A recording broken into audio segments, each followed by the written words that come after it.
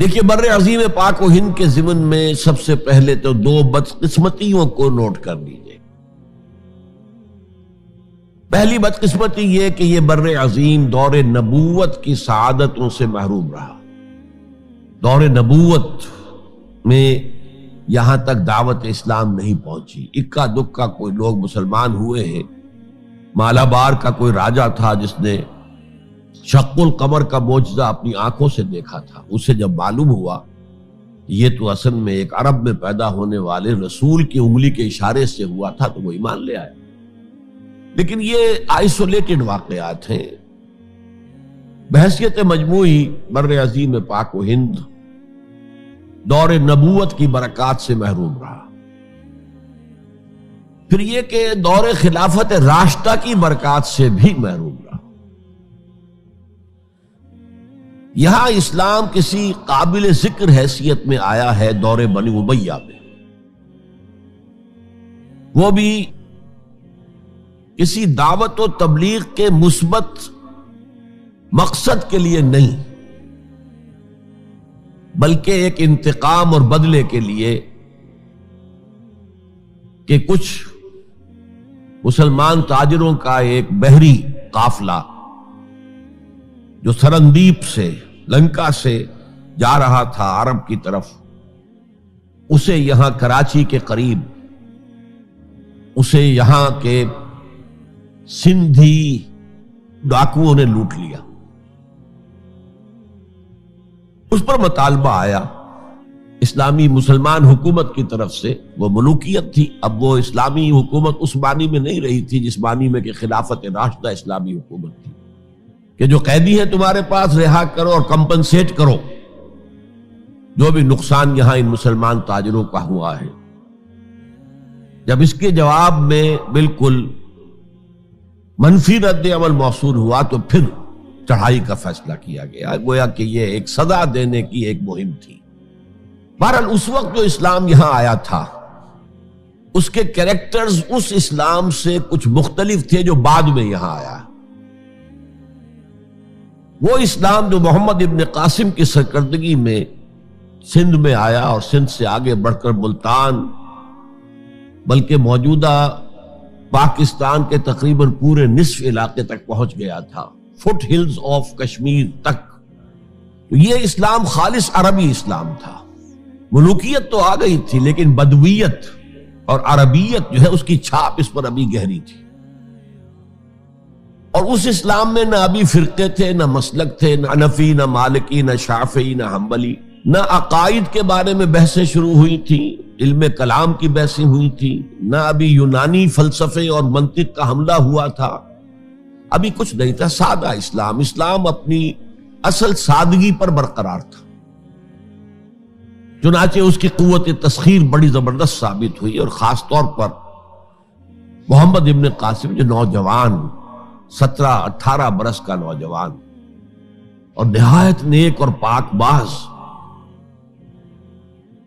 سندھ کے ہندوؤں نے جو اپنی ایک روایت ہے کہ اس طرح کا آدمی تو کوئی اوتار ہی ہو سکتا ہے، فارسی میں بھی کہا جاتا ہے کہ در جوانی توبہ کردن شیوہ پیغمبر است، جوانی کے اس عمر میں بھی کوئی شخص پاک زندگی گزار رہا ہو تو یہ تو پیغمبروں کا طریقہ ہے۔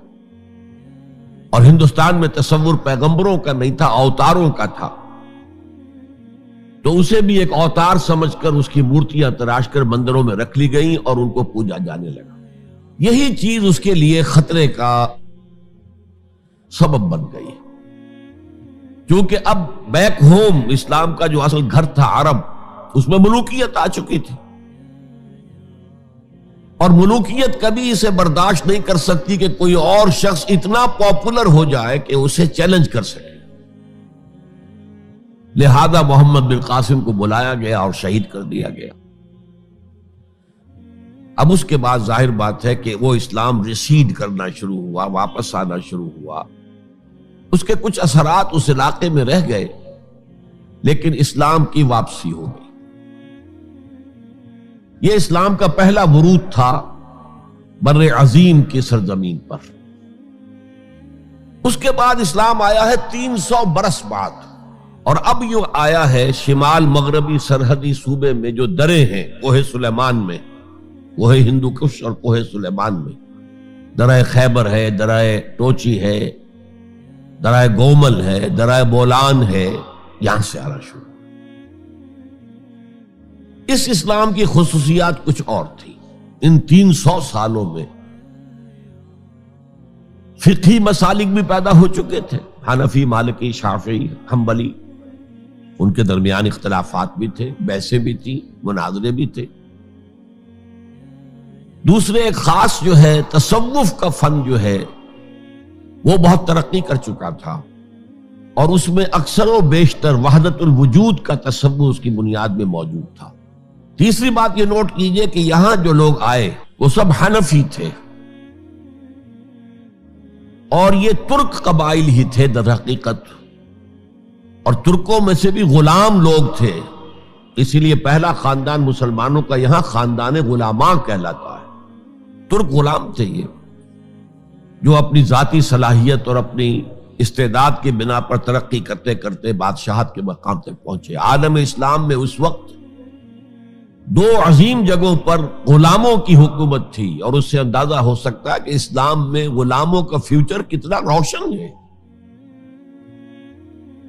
ممالک، مملوک، یہ مصر میں حکمران تھے، وہ بھی غلام تھے۔ خاندان غلامہ، قطب الدین ایبک، شمس الدین التتمش، یہ سب کون تھے؟ غلام تھے۔ بہرحال اب جو اسلام آیا اس میں قیادت کی ایک تسلیس پیدا ہو چکی تھی، توحیدی شان نہیں رہی تھی۔ خلافت راشدہ میں قیادت توحیدی تھی، خلیفہ وقت ہی حاکم بھی تھے، خلیفہ وقت ہی مجتہد بھی تھے، عالم بھی تھے، اور وہی سب سے بڑے اللہ والے بھی تھے۔ لیکن اس کے بعد جو اسلام میں قیادت جو ہے مسلمانوں کی 3 شاخوں میں بٹ گئی۔ سیاسی قیادت وہ تو قبائلی عصبیت کی بنیاد پر قائم ہو رہی ہے، تو سیاست تو ہو گئی طاقت کے بل پر، جس کی لاٹھی اس کی بھینس۔ اس کے بعد جو اس دینی قیادت تھی وہ 2 حصوں میں منقسم ہو گئی، علمی قیادت علماء، مفسرین، فقہاء، محدثین، اور ایک ہو گئی صوفیاء کی قیادت۔ تو یہ تھی کیفیت جس میں کہ بر عظیم پاک و ہند میں اسلام وارد ہوا ہے پہلے ورود کے 300 برس بعد۔